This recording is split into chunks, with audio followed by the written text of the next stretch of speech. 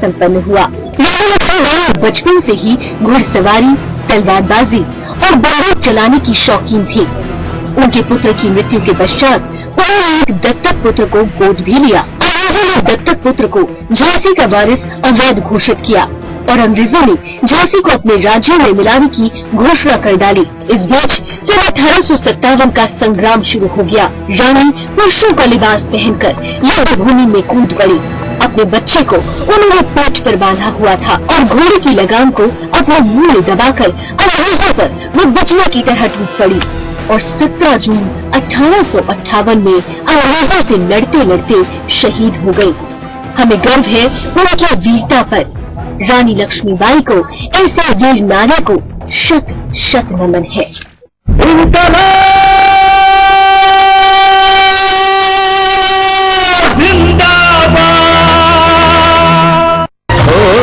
ऐसा देश है मेरा। परमाणु के आविष्कार के लिए लोग वैज्ञानिक डॉल्डेल मानते हैं कि सत्यता ये है। भारत के महान परमाणु शास्त्री आचार्य कणाद ने 6वीं सदी ईसा पूर्व में इसका आविष्कार किया था। इन्हें ही विशेषिक दर्शन शास्त्र की रचना की थी, इसलिए परमाणु का एक नाम कर्ण पड़ा। अब Sudarshan news Airtel digital TV के चैनल नंबर 266 पर उपलब्ध। ऐसा देश है मेरा, हो ऐसा देश है मेरा, ऐसा देश है मेरा। बालों को चमकदार और खूबसूरत बना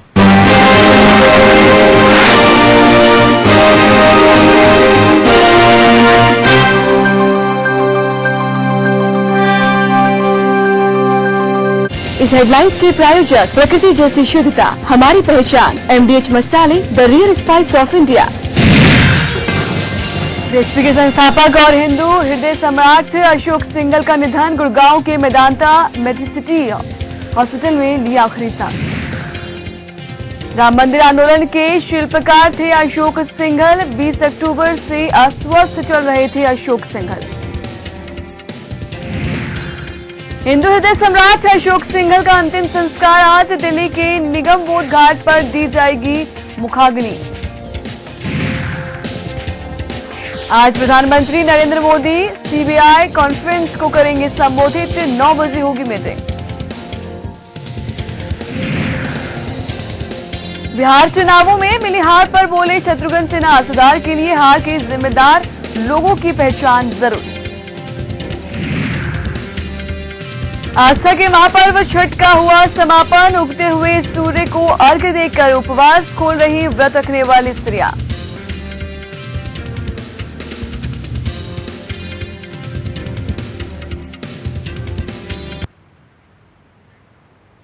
नमस्कार, आप देख रहे हैं सुदर्शन न्यूज और मैं हूं नैन्सी श्रीवास्तव। बुलेटिन की शुरुआत में आपको रूबरू कराएंगे इस वक्त की बड़ी खबर के साथ। आपको बता दें कि हिंदू हृदय सम्राट अशोक सिंघल का निधन हो चुका है। आज उनका अंतिम संस्कार किया जाएगा। गुड़गांव के मेदांता अस्पताल में अंतिम सांस ली।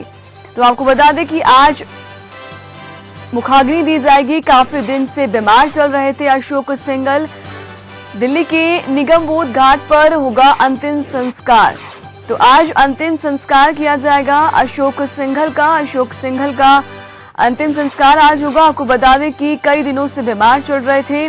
गुड़गांव के मेदांता अस्पताल में उनका इलाज चल रहा था, लेकिन शनिवार को दोबारा से जब उनकी तबीयत खराब हुई तो आपको बता दें कि उसके बाद उनकी हालत बिगड़ती गई और कल उनका निधन हुआ। तो आज अंतिम संस्कार किया जाएगा अशोक सिंघल जी का। तो अशोक सिंघल का आज होगा अंतिम संस्कार। हिंदू हृदय सम्राट अशोक सिंघल, जिनका अंतिम सांस उन्होंने ली मेदांता अस्पताल में। हमारे संवाददाता गौरव मिश्रा हमारे साथ जुड़ चुके हैं ज्यादा जानकारी देने के लिए। गौरव, आज अंतिम संस्कार होगा। देखिए नैन्सी, फिलहाल जो तैयारियां हैं सभी तैयारियां लगभग पूरी कर ली गई हैं। कल देर रात जो उनका पार्थिव शरीर था मेदांता सीधे BHP का जो विश्व हिंदू परिषद का जो कार्यालय है दिल्ली में, वहां पे लाके रखा गया था। तकरीबन रात में 9 बजे के करीब जो उनका पार्थिव शरीर है वो BHP के कार्यालय लाया गया, जहां पर जितने भी कार्यकर्ता थे विश्व हिंदू परिषद के वो मौजूद थे भारी संख्या में। और उन्होंने उनके अंतिम दर्शन किए। उसके बाद से देर रात तकरीबन 10 बजे के करीब में जो उनका पार्थिव शरीर था फिर केशव कुंज लेके लाया गया है, वहीं रखा गया है, जहां पे आज तकरीबन जो समय बताया गया है अंतिम संस्कार का 4:30 बजे निगम बोध घाट जो कि दिल्ली में है वहां पे अंतिम संस्कार होगा। लेकिन उससे पहले जो लोग उनके पार्थिव शरीर के अंतिम दर्शन करना चाहते हैं उसके लिए जो संघ भवन है वहां पे उनका जो पार्थिव शरीर है अशोक सिंघल का वो रखा हुआ है। और उम्मीद आज यही जताई जा रही है कि जो भी बीएसपी के बड़े नेता रहे हैं वो तो वहां पे पहुंचे हैं, लेकिन इसके अलावा प्रधानमंत्री नरेंद्र मोदी भी आज वहां पे पहुंच सकते हैं उनके अंतिम दर्शन के लिए। और गृह मंत्री राजनाथ सिंह, अमित शाह, तमाम जो बड़े पार्टी के नेता रहे हैं भारतीय जनता पार्टी में है वो वहां पे पहुंचे। अगर बीएसपी की बात करें तो जो उनका योगदान रहा भारत में, खास करके हिंदुवादी संगठन के जो एजेंडे को लेकर के चलते रहे अशोक सिंघल, राम मंदिर का मुद्दा एक बड़ा अहम मुद्दा था जिसे लेकर के भारतीय जनता पार्टी में भी कभी दो फाड़ देखने को नहीं मिली। उस पर भी अशोक सिंघल ने अपनी जो लड़ाई है वो जारी रखी थी। लेकिन 89 साल की उम्र में जब लगा कि अब स्वास्थ्य बिल्कुल साथ नहीं देगा, और अभी हाल ही की बात है अशोक सिंघल की गोरखपुर भी गए हुए थे, ब्रह्मलीन महंत अवैधनाथ जी महाराज का निधन हुआ था, वो गोरखपुर पहुंचे हुए थे और वहां पर उन्होंने राम मंदिर के मुद्दे पे भी अपनी बात रखी थी। मंदिर को बनाना सबसे बड़ी प्राथमिकता उनकी रही है। तो कहीं ना कहीं अब जब स्वास्थ्य धीरे धीरे खराब होना शुरू हो गया था उसे लेकर के कई कार्यक्रम ऐसे रहते थे नैन्सी जिसमें वो नहीं जा पाते थे। प्रवीण भाई तोगड़िया को उसके बाद से पूरी जो जिम्मेदारी है वो सौंपी गई है। तो लिहाजा अब बीएसपी के लिए एक सबसे जो बड़ा उनका महत्वाकांक्षी इस तरीके का जो कदम था राम मंदिर को लेकर के उस पर होगा। दूसरी तरफ अब जो आज अंतिम संस्कार होगा, एक भावभीनी श्रद्धांजलि देने के लिए जो तमाम कार्यकर्ता हैं वो केशव कुंज से बाहर पहुंच रहे हैं। सुबह से ही भीड़ है और कुछ ही देर बाद, हालांकि अभी समय की औपचारिक ऐलान किया गया है, नरेंद्र मोदी भी, प्रधानमंत्री नरेंद्र मोदी वहां पहुंचेंगे और उनके साथ में आडवाणी जी भी मौजूद रहेंगे। तो अब कहीं ना कहीं जो अंतिम दर्शन है वो वहां पे किए जाएंगे केशव कुंज में, और उसके बाद से उनके जो पार्थिव शरीर है उसको लेकर के वहां से एक शव यात्रा निकाली जाएगी जिसमें भारी संख्या में लोग मौजूद रहेंगे और जो आनंद विहार है बस टर्मिनल उसको होते हुए सीधे निगम बोध घाट पे उनका अंतिम संस्कार किया जाएगा। तो इसकी भी जानकारी मिल पा रही है कि कब तक जो है अंतिम संस्कार किया जाएगा, कोई समय अभी तक बताया गया है? देखिए फिलहाल वही मैं बता रहा हूँ 4:30 बजे के आसपास की जो समय है वो रखा गया है। लेकिन हो सकता हो कि जो कार्यक्रम है अभी, क्योंकि सुबह का समय है और जो भी लोग ऐसे कार्यकर्ता हैं पार्टी के अंदर बड़े सक्रिय रूप से बीएसपी के साथ जुड़े रहे हैं उनका भी इंतजार किया जा रहा है, क्योंकि राज्यों से भी जब ये खबर लोगों के पास गई तो दूर दराज के जो राज्य हैं वहां से भी लोगों ने चलना शुरू कर दिया। और जो संत महंत हैं जो उनके साथ इस आंदोलन में जुड़े रहे हैं वो लगातार पहुंच रहे हैं, क्योंकि राम मंदिर का एक बड़ा महत्वपूर्ण आंदोलन था। और खास करके 1984 में जब दिल्ली के अंदर सिख दंगे हुए थे उसके बाद दिल्ली में ही विज्ञान भवन में धर्म संसद का एक आयोजन किया गया था जिसमें भारी संख्या में संत महंत उनके साथ में शिरकत किए थे। तो जो उनके साथ में नैन्सी जुड़े हुए लोग हैं, जो महामंडलेश्वर हैं तमाम अखाड़ों के, वो भी धीरे धीरे करके वहां पे पहुंच रहे हैं उनके अंतिम दर्शन के लिए। क्योंकि अशोक सिंघल की अगर बात करें, जो उनका एक चरित्र रहा है, जो उनकी एक विचारधारा रही है, उस विचारधारा को आगे बढ़ाने वाले जितने भी साधु महंत हैं, बीएसपी के जितने भी कार्यकर्ता हैं, वो लगातार वहां पे पहुंच रहे हैं और अंतिम दर्शन जो है वो लोग कर रहे हैं। तो कहीं ना कहीं एक कुछ ही देर का जो समय है वो अब बचा हुआ है और 2 बजे के करीब का जो समय रखा गया, यानी 2 बजे तक लोग अंतिम दर्शन करेंगे अशोक सिंघल के पार्थिव शरीर का। 2 बजे के बाद केशव कुंज से जो संघ मुख्य है वहां से एक शव यात्रा निकाली जाएगी। उसमें कार्यकर्ता जो है बीएसपी के वो मौजूद रहेंगे और सीधे आनंद विहार होते हुए निगम बोध घाट पे 4:30 बजे का समय वैसे तो हमें बताया गया है बीएसपी की तरफ से, लेकिन हो सकता हो कि उसमें 5 भी बजे, क्योंकि जो एक लंबी शव यात्रा है, एक लंबी प्रक्रिया है, उसको निभाना पड़ेगा। तो धीरे धीरे अब जो पूरी प्रक्रिया है आज अंतिम संस्कार की वो शुरू हो चुकी है। नैन्सी, चलिए, तमाम जानकारी के लिए आपका शुक्रिया। तो आपको बता दें कि आज अशोक सिंघल, जो कि सम्राट अशोक सिंघल, जो कि हिंदू हृदय सम्राट माने जाते हैं, उनका आज अंतिम संस्कार किया जाएगा। निगम बोध घाट पर जो है अंतिम संस्कार होगा। जिस तरह से गौरव ने हमें जानकारी दी कि लगभग 4:30 बजे की लगभग जो है अंतिम संस्कार करने की प्रक्रिया है, लेकिन हो सकता है कि शव यात्रा में समय भी लग जाए, लेकिन तस्वीरें आपको जरूर दिखाएंगे। लेकिन आपको बता दें कि आज अंतिम संस्कार की इस प्रक्रिया में कई लोग शामिल होंगे और उनको अंतिम दर्शन करने करने के बाद श्रद्धांजलि अर्पित करेंगे।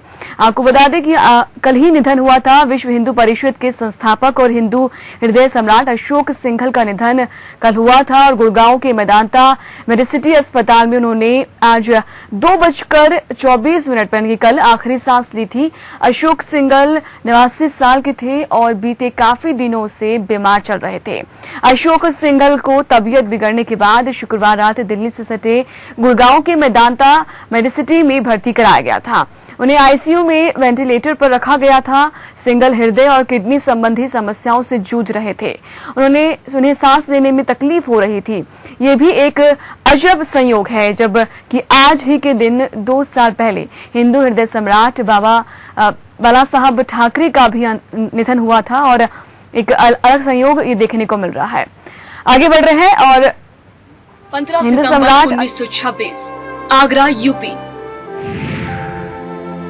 हिंदू संगठन के अंतर्राष्ट्रीय कार्यकारी अध्यक्ष। 1942 से राष्ट्रीय स्वयंसेवक संघ से जुड़े। 1950 में सिंघल ने मेटलर्जिकल इंजीनियरिंग में स्नातक की डिग्री हासिल की। स्नातक की डिग्री के बाद सिंघल पूर्णकालिक प्रचारक के तौर पर काम करने लगे। 1980 में सिंघल को वीएचपी में संयुक्त महासचिव नियुक्त किया गया। 1984 में महासचिव बने, जिसके बाद 2011 तक उन्होंने अध्यक्ष के तौर पर काम किया। सिंघल 1984 में बनी पहली विश्व हिंदू परिषद की धर्म संसद के प्रमुख आयोजक थे। तो कौन थे अशोक सिंघल और कैसा रहा उनका जीवन, इसका परिचय हमने आपको दिया। और वहीं अशोक सिंघल के निधन पर बीजेपी नेताओं ने दुख व्यक्त करते हुए क्या कुछ कहा, ये सुनवाते हैं।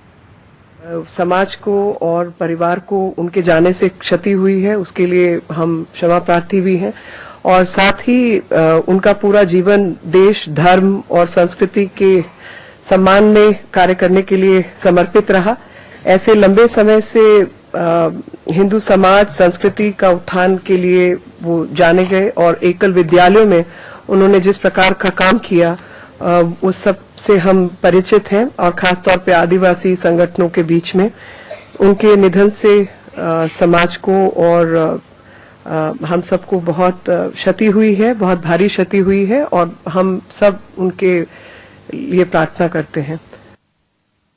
आदरणीय अशोक सिंघल जी के निधन से राष्ट्रवाद और हिंदुत्व का पुरोधा चला गया, राम मंदिर का नायक चला गया, अंतर्राष्ट्रीय मानचित्र पर हिंदुत्व को स्थापित करने वाले दृढ़ निश्चयी, निर्भीक वक्ता और अकाट्य तर्कों के धनी अशोक सिंघल जी का निधन अपूरणीय क्षति है।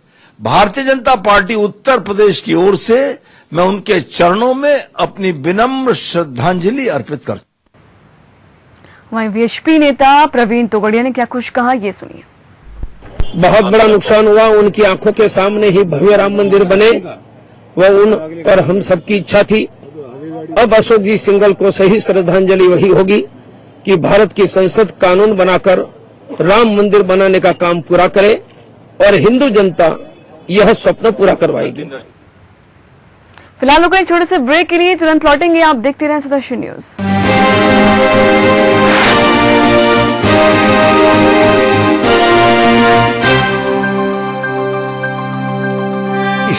Doctor ortho ayurvedic oil and capsule. Doctor ortho इतना असरदार कि अब दर्द भी घुटने टेकेगा। Roop Mantra ayurvedic face cream and face wash, इसमें है 12 खास आयुर्वेदिक जड़ी बूटियों का संतुलित मिश्रण। ये कोई कॉस्मेटिक नहीं, आयुर्वेदिक औषधि है। अम्मा आ गई, तू माँ बन गई है, बेटी हुई है। ये ले बेटा, बच्ची को थोड़ा शहद चटा दे। ये कायदा सही नहीं है। बिल्कुल सही कहा। बच्चे को जन्म के तुरंत बाद सिर्फ माँ का पहला पीला गाढ़ा दूध ही दें, शहद या और कुछ नहीं। ये दूध बच्चे को बीमारियों से लड़ने की शक्ति देता है। शिशु स्वस्थ सालों साल, जब हो सही देखभाल। 6 महीने तक सिर्फ माँ का दूध, इसके अलावा पानी भी नहीं। हमारे इंडियन वैल्यूज, क्या बात है। लो, कोई हमें इंटरप्ट करे, कोई प्रॉब्लम नहीं।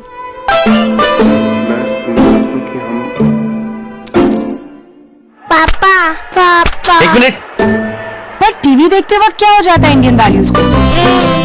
अब नहीं होगा, क्योंकि वीडियोकॉन D2H में है अनलिमिटेड रिकॉर्डिंग। टीवी को पॉज करो, प्रेम से इंटरप्ट हो जाओ और सिर्फ ₹1 में इंडियन वैल्यूज को मेंटेन रखो। Videocon D2H for Indian values. Root Mantra ayurvedic face cream, इसमें है 12 खास आयुर्वेदिक जड़ी बूटियों का संतुलित मिश्रण। ये चेहरे की त्वचा में समाकर उसे अंदर से निखारे और अंदर से स्ट्रॉन्ग बनाए, ताकि चेहरा रहे रोशन और अंदर से हो पोषण। Root Mantra ayurvedic face cream and face wash, ये कोई कॉस्मेटिक नहीं, आयुर्वेदिक औषधि है। पेश है doctor ortho ayurvedic oil and capsule. Doctor ortho, इतना असरदार कि अब दर्द भी घुटने टेकेगा।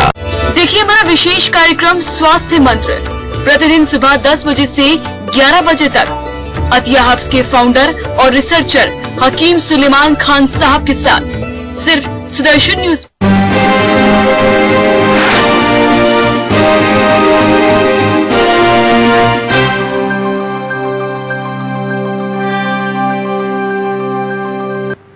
ब्रेक के बाद स्वागत है आपका। आपको बता दें कि आज छठ पूजा का समापन है। उगते हुए सूर्य को अर्घ्य देकर इसका समापन हो जाता है। आस्था का महापर्व छठ पूजा, यानी कि छठ पूजा का आज आखिरी दिन है। उगते हुए सूर्य को अर्घ्य देकर समापन हुआ है। तो महापर्व छठ को लेकर दिल्ली से लेकर पूरे बिहार में उत्साह का माहौल है। आज छठ पूजा का अंतिम दिन है। आपको बता दें कि आज उगते हुए सूर्य को अर्घ्य देने के लिए सुबह से ही नदियों से लेकर तालाब और पोखरों तक भी घाटों पर भारी भीड़ रहती है। उगते हुए सूर्य को अर्घ्य देने के बाद छठ का व्रत रखने वाली व्रती स्त्रियां आज अपना व्रत खोलेंगी। इसके साथ ही लगभग 4 दिनों का ये महापर्व जिसका समापन आज हो जाएगा। तो आपको बता दें कि इससे पहले अस्त होते हुए सूर्य को छठ का व्रत रखने वालों ने अर्घ्य दिया था। इस दौरान भी नदियों तालाबों को घाटों पर विशेष रूप से भीड़ देखी गई थी और इसके लिए विशेष व्यवस्थाएं भी की जाती हैं। आपको बता दें कि सूर्य सुबह के अर्घ्य को देखते हुए बिहार की राजधानी पटना की बात करें या दिल्ली की बात करें, हर जगह पर पुख्ता इंतजाम किए गए थे। सुरक्षा के साथ साथ घाटों पर भी विशेष तैयारियां की गई थी। यमुना घाटों पर लोगों की भीड़ उमड़ी। आपको बता दें कि दिल्ली में जितने भी घाट हैं वहां पर भी आज आस्था के इस महापर्व का समापन हुआ। उगते हुए सूर्य को अर्घ्य दिया स्त्रियों ने और आज उनका व्रत खुल जाएगा।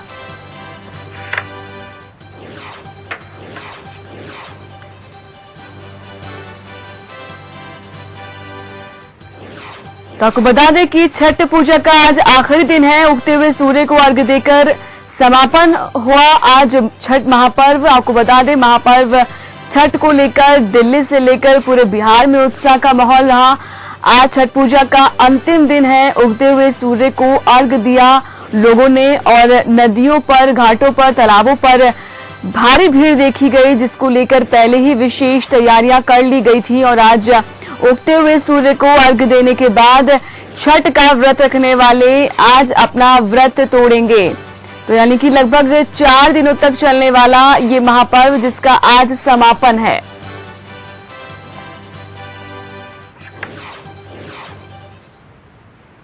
आगे बढ़ रहे हैं। मुंबई में शिवसेना के संस्थापक दिवंगत बाला साहब ठाकरे का भव्य स्मारक स्थापित किया जाएगा। यह स्मारक शहर के प्रथम नागरिक यानी महापौर के बंगले में स्थापित किया जाएगा। बाला साहब ठाकरे की पुण्यतिथि के मौके पर शिवसेना की इस मांग पर मुख्यमंत्री देवेंद्र फडणवीस ने भी सहमति जता दी है। इस महापौर के बंगले पर बाला साहब ठाकरे का भव्य स्मारक स्थापित किया जाना तय हुआ है। वह दादर के शिवाजी पार्क के नजदीक स्थित है। माना जाता है कि इसी जगह पर बाला साहब ठाकरे ने साल 1966 को शिवसेना की स्थापना की थी। वहीं ये देश यानी कि दशहरा के मौके पर होने वाली सालाना रैली को भी संबोधित करते थे। आगे बढ़ रहे हैं। कांग्रेस उपाध्यक्ष राहुल गांधी की नागरिकता को लेकर छिड़े विवाद के बीच ब्रिटेन के सरकारी विभाग का स्पष्टीकरण सामने आया है। ब्रिटिश सरकारी विभाग कंपनीज हाउस ने कहा है कि राहुल गांधी को ब्रिटिश नागरिक दिखाया जाना महज टाइपिंग की गलती हो सकती है। कंपनीज हाउस के एक प्रतिनिधि की एक प्रेस टीम ने सोमवार को बताया कि हो सकता है कि यह गलती जानकारी सबमिट करने वाले की तरफ से की गई है। ब्रिटेन की तरफ से कहा गया कि हम जांच करते हैं कि डॉक्यूमेंट्स पूरे हैं और हस्ताक्षर सही हो। हमें ये अधिकार नहीं है कि हम कंपनी की जानकारियों की पुष्टि करें कि वो सही है या गलत। गौरतलब है कि सुब्रमण्यम स्वामी ने कुछ दस्तावेज पेश कर राहुल गांधी को ब्रिटिश नागरिक बताया था।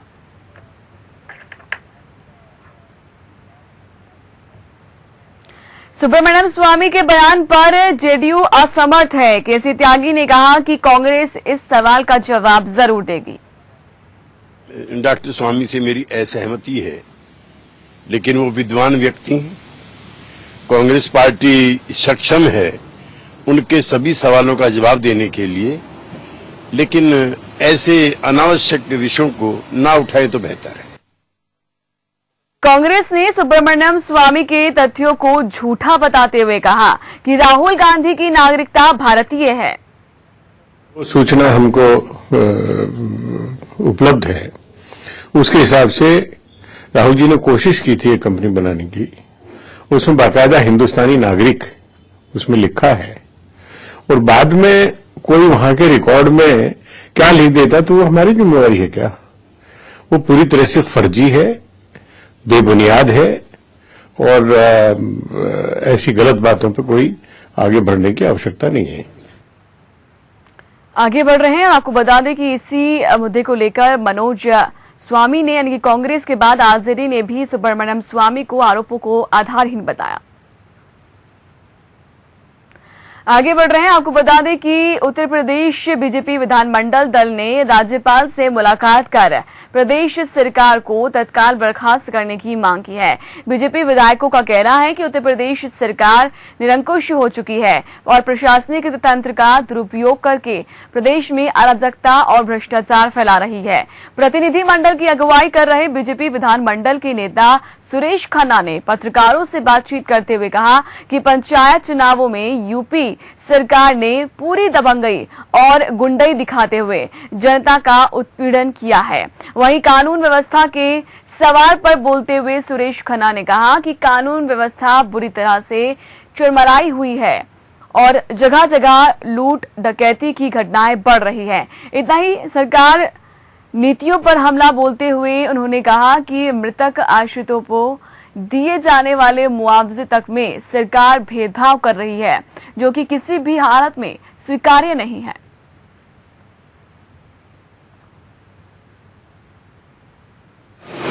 सरकार की बर्खास्तगी की मांग की है। अभी हाल के चुनाव में पूरी तरीके से संवैधानिक मशीनरी फेल हुई, दबंगई चली, गुंडई चली, और सरकारी मशीनरी ने जम के समाजवादी पार्टी के जो कैंडिडेट खड़े थे उनका साथ दिया, और उन लोगों ने भी पूरी दबंगई दिखाई।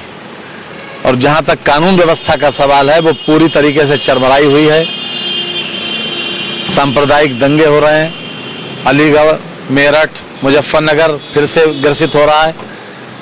नेशनल हाईवे पर अधिकारियों के परिवार लूटे जा रहे हैं। अभी परसों की घटना है कि नेशनल हाईवे पर अधिकारी के परिवार लूटा। पूरे की पूरी प्रदेश में संवैधानिक मशीनरी फेल है और पुलिस अक्षम है, क्योंकि आए दिन पुलिस की भी मार होती है। और इसी के साथ इस बुलेटिन में इतना ही। देश और दुनिया की तमाम खबरों के लिए आप देखते रहें सुदर्शन न्यूज। जय हिंद।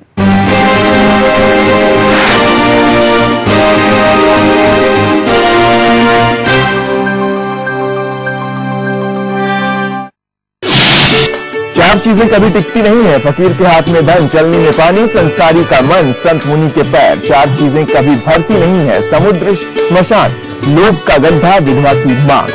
मुंशी तरुण सागर जी ले जा रहे ना तुम्हें पिक्चर। चलो बैठो बैठो। बढ़िया।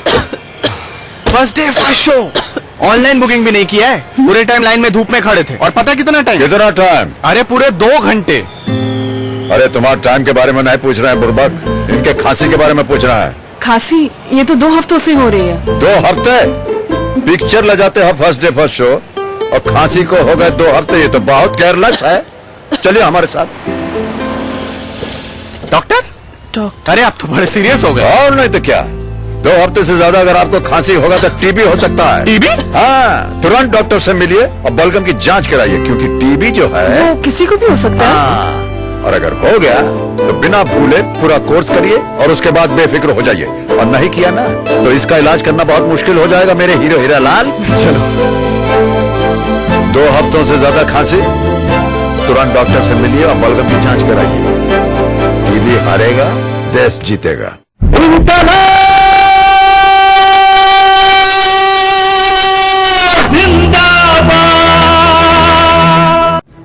नौजवानों के दिलों में आजादी का जुनून भरने वाले शहीद आजम के रूप में विख्यात भगत सिंह का नाम स्वर्ण अक्षरों में इतिहास के पन्नों में अमर है।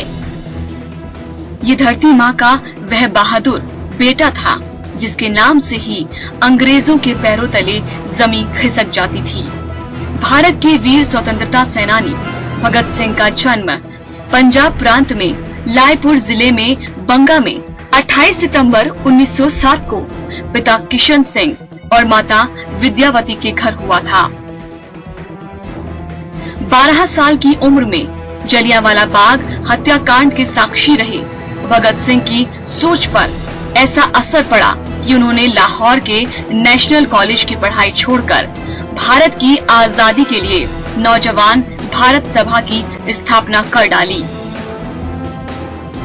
आजादी के इस मतवाले ने पहले लाहौर में सैंडर्सबर्ग और इसके बाद दिल्ली की सेंट्रल असेंबली में चंद्रशेखर आजाद और उनकी पार्टी के अन्य सदस्यों के साथ बम विस्फोट कर ब्रिटिश साम्राज्य के विरुद्ध खुले विरोध को बुलंदी दी। अंग्रेजों की नीतियों के प्रति विरोध प्रदर्शन के लिए भगत सिंह और बटुकेश्वर दत्त ने असेंबली में बम फोड़कर अपनी बात सरकार के सामने रखी। दोनों चाहते तो भाग सकते थे, लेकिन भारत के निडर पुत्रों ने हंसते हंसते आत्मसमर्पण कर दिया। 2 साल तक जेल में रहने के बाद 23 मार्च 1931 को सुखदेव राजगुरु के साथ 24 साल की उम्र में भगत सिंह को लाहौर जेल में फांसी दे दी गई। सरफरोशी की तमन्ना लिए भारत माँ के इन सपूतों ने अपने प्राण मातृभूमि पर न्यौछावर कर दिए।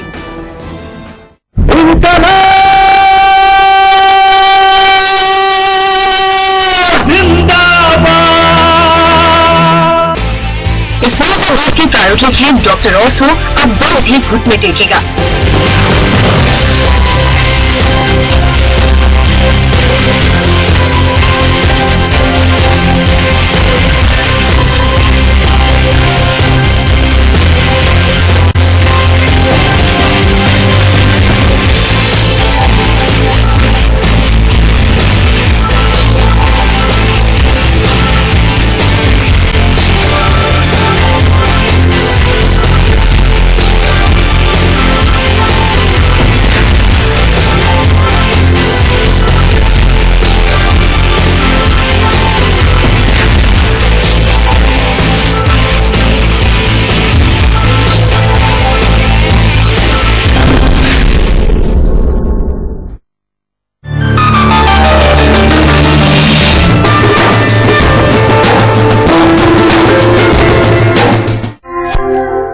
कार्यक्रम में कथन किए हुए लोगों की बातें काल्पनिक या मनोरंजक नहीं हैं। अपने घर या कार्यस्थल में सरल वास्तु अपनाकर जीवन में प्राप्त किए सत्य अनुभव ये लोग आपके सामने रख रहे हैं। इनके अनुभव आपके जीवन की समस्याओं को दूर करने में आपको एक अच्छा रास्ता दिखाएंगे, ये हमारी दिल से कोशिश है। नेक तंदुरुस्ती लाख नियामत, इस वाक्य को ज्यादा महत्व देने की वजह ये है कि आज की 21वीं सदी में आरोग्य समस्या बढ़ती जा रही है। आज के आधुनिक युग में ये सोचने की बात है, हमसे ज्यादा हमारे पूर्वज स्वस्थ जीवन जीते थे। इसकी वजह क्या है? क्या कभी आपने सोचा है? हमारे पूर्वज जिस घर में रहते थे वो चौकोर या आयत आकार के होते थे। सबसे ज्यादा ऋणात्मक शक्ति को पैदा करने वाला शौचालय घर के बाहर बनाते थे। वो और भी कुछ वैज्ञानिक रीत निभाते थे, जैसे रोज सुबह घर का आंगन साफ करना, रंगोली बनाना, पूजा करते समय घर के कोने-कोने में घंटी बजाना। ऐसा करने से वो ऋणात्मक शक्ति से मुक्ति प्राप्त करते